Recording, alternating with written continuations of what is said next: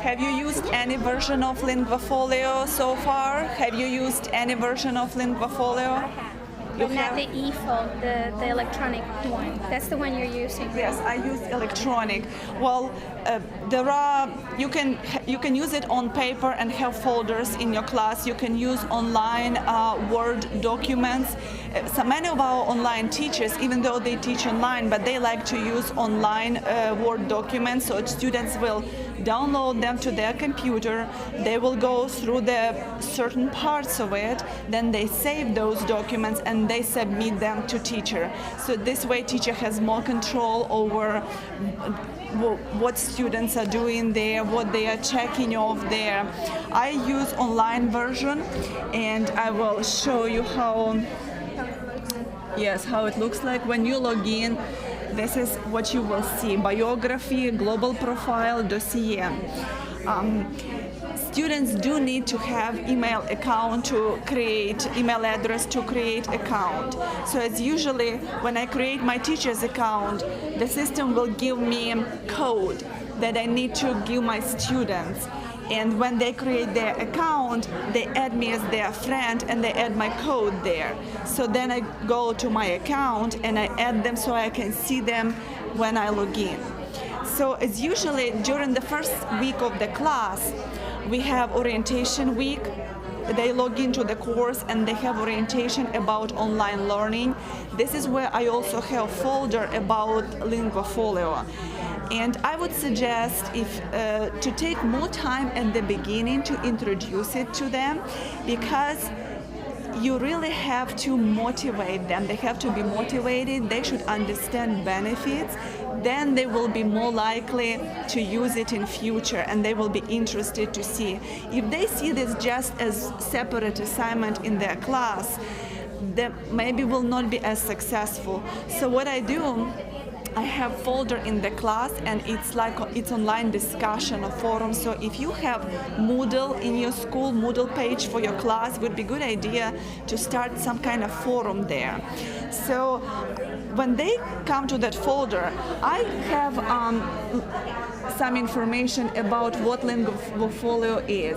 And I have these links in my PowerPoint presentation, so I will share with you later. But this explains what LinguaFolio is, what are the benefits for students, and there are really many items there that we should point out to them. And I also like high school students, and they will not read many pages of information, even though we have everything laid out. I like to use little video that's talking to students about LinguaFolio and what is it for them in there.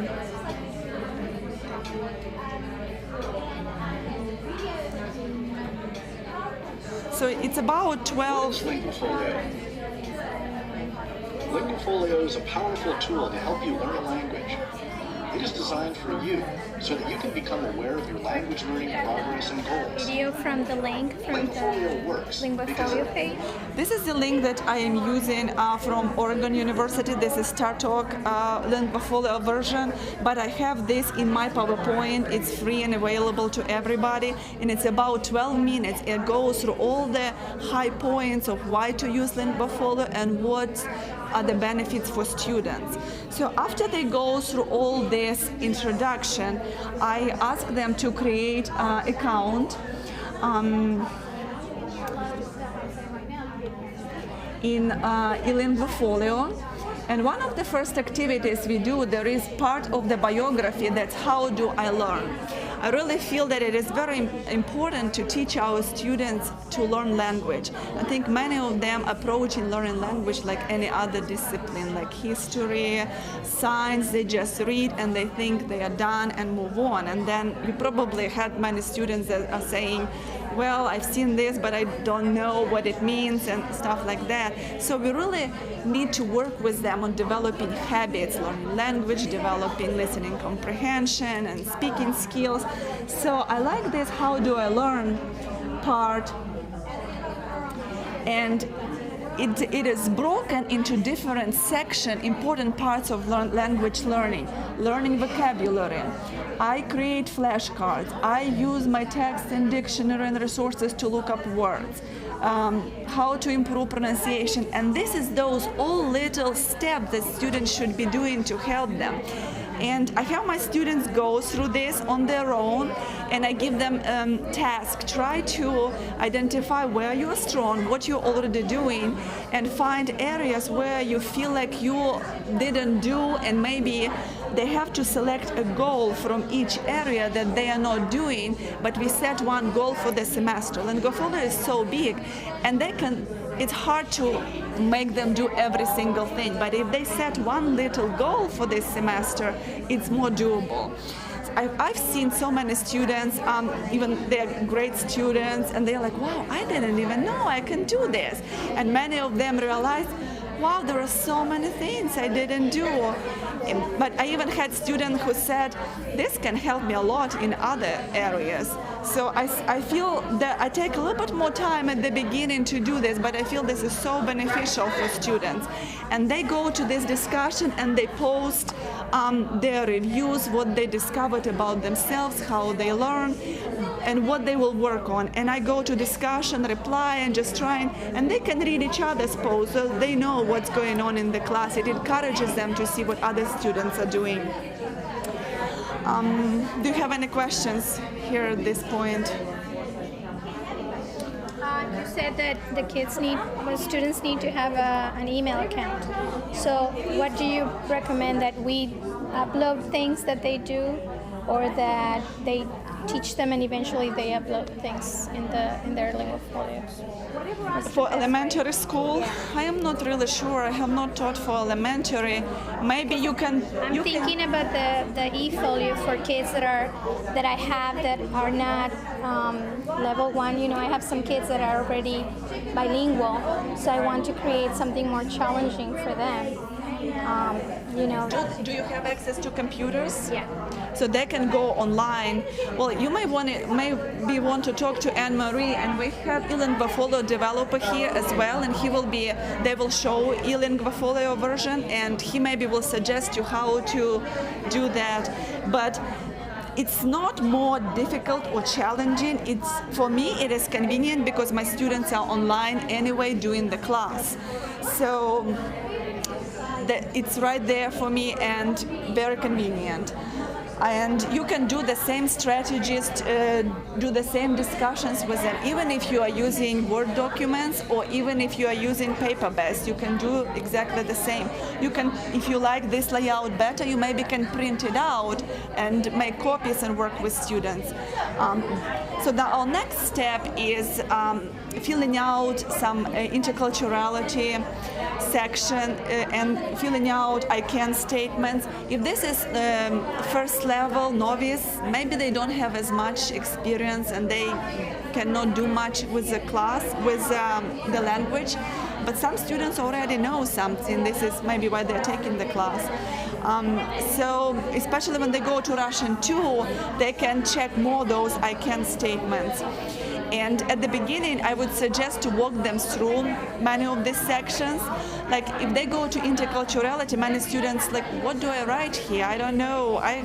And we ask them, have you been to any festivals? So maybe you have tried any authentic foods, or maybe some events in church, or some events at school. When that gets them thinking, and they actually had more cultural interactions that they realize. We also do at North Carolina Virtual Public School, we do Culture Cafe. It's a virtual meeting where we invite native speaker or somebody from another, as usually it's our conversation coaches who work with students, and they make cultural presentations. So students it's in the evening, everybody can log in, and parents and students, and we just present anything about wedding in the country, about food, or about certain city or holiday. And this is something that helps them and adds to their class, and something they can add to their LinguaFolio. So I don't work alone. I also have a group of conversation coaches, and they talk with students twice a week, help them with reading, speaking. So I ask coaches to help them walk through all these I can statements and through the forms. After you spend with them maybe at least in high school. If you walk them through at least twice, later they can do this outside of the classroom, and they can do the updates to their LinguaFolio on their own at home. So, and they can, if they have account, they can take it to high school, to college, and they can even show later if they go to job interview what they can do if they have some evidence there in LinguaFolio. Another very important part for me is to have in the class activities that they can actually show what I can do. So especially with LinguaFolio, when they have to upload some evidence, you know, they maybe present for you in front of the class, but maybe I'm trying to think about something that we can capture and record. So I like to use Walkie in my class, which is Web 2.0 tool. Have you used Walkie? Walkie is like Avatar. It's free tool, and students can create avatar background, and they like to play with that, and gives them a little creativity depending on what their interests are. However, for me, it's important because they can record their voice. They need microphone to record, or they can use cell phone to record, or they can create audio file on their computer and upload it to this Walkie, and they can share a link with me, or we can do discussion and other students see everybody's Walkie. Like in this situation, I have a little project where they have to compare weather in their own city and weather in Russian city, describe weather and then compare it. So they choose any kind of character they want, and this is some of the examples of what students have done, and then they just record their project. And I will show you one of the examples.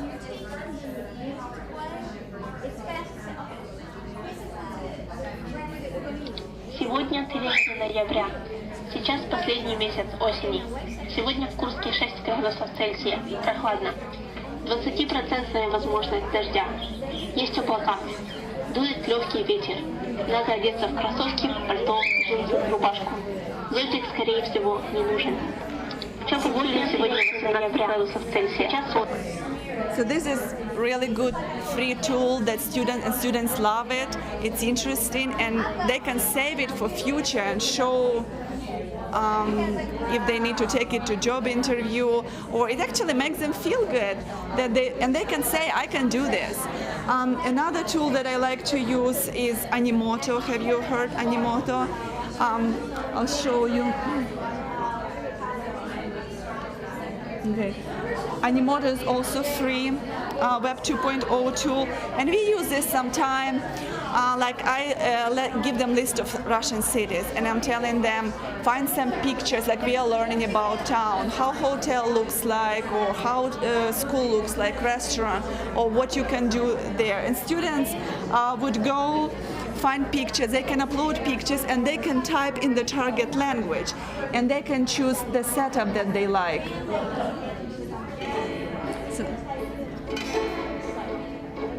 So this is project how schools in Russia look like, so different kinds of schools.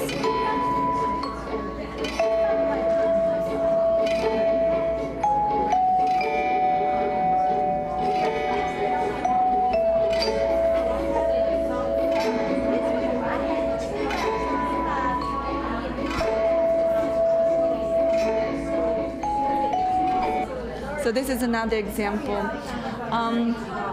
So this is a language class. I really like to have lots of audio recordings. And we have something called voice board, where students, instead of discussion, like typing in the discussion, in voice board they have to record their own voice. So if they have a little project like describe your weekend, describe your future plans, they open voice board, they have a little recording tool here, they need microphone, and they record their project, or I can post a question there and they can reply with their own voice in the target language to my question.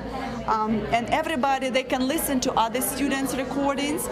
If you do not have this tool, because this is part of the Wimba suite, if you have Moodle, you also can do regular forum and have students do audio files using Audacity. Have you used Audacity? So they can do their own audio files and upload them. So it's pretty much the same mechanism, works the same. But if using LinguaFolio, we have to think, what is it that they can upload as evidence? And it helps them to go through all those I can statements and show the proof that they really, and makes them really feel good to show what they can do. This is also good to show parents what their children achieved. So this is some of the ways that I implement LinguaFolio. My class consists of several modules. Some modules last 3 weeks and some modules last 2 weeks. And I have LinguaFolio update in the class at the end of each module.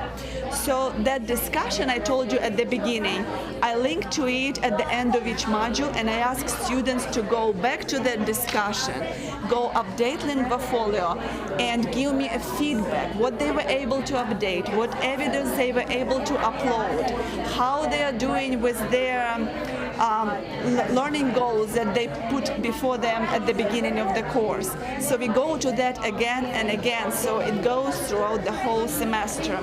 And using LinguaFolio, the whole goal of LinguaFolio is for them to become independent learners and take ownership of the learning. And if you just introduce it, they're not there. It's a long process. And if they create a LinguaFolio account, and even if you see them there, you will not be able to see much what they are checking there off. So this is why I like to have separate discussion place where they reflect and share how they feel about it, what they are learning, and really helps me to see where I need to help them and how I can help them. Yeah, I have two questions. The first question is, you've been talking about the Moodle and also this LinguaFolio. What is the, how different is LinguaFolio that it can help students achieve the goal of learning and teaching? Well, they can go to LinguaFolio. See, Moodle, this is where our courses are hosted. This is where all the content for our class is hosted. So they go to Moodle because I don't see my students face to face, and they don't have textbooks. So all the content we host in Blackboard and Moodle because we are moving to Moodle now. But LinguaFolio, eLinguaFolio is on the separate site where they go create their account and they reflect on what they have learned in the class. Which feature of LinguaFolio do you think is most helpful to facilitate students' learning? Do you think? Yes, I do think it is helpful because all the activities like I showed you. How do I learn activities? What kind of learner I am? They have to go and reflect of what they can do.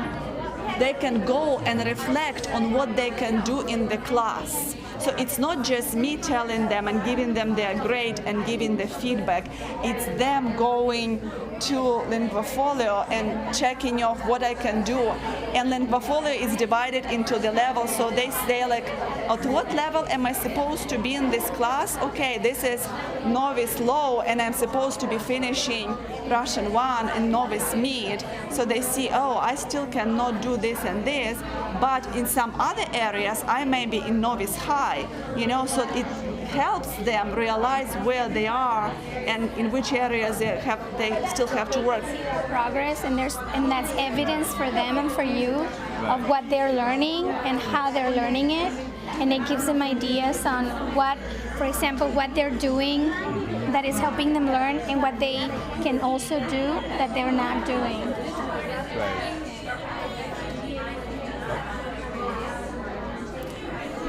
So what are you thinking to use? I like the Web 2.0 tool and the Animoto. Katya, this tool that I told you about, it's Walkie, Voki.com, and if you log in, create your account, and maybe you need to walk through students first time, show it in class, project it on the screen. But it's usually high school students are very good with this and they will figure it out. I also like this not only for projects, but if I have some announcements to do in the class, I create avatar for myself that it's not plain text, but I am speaking, avatar is speaking to them. It's more interesting, yeah.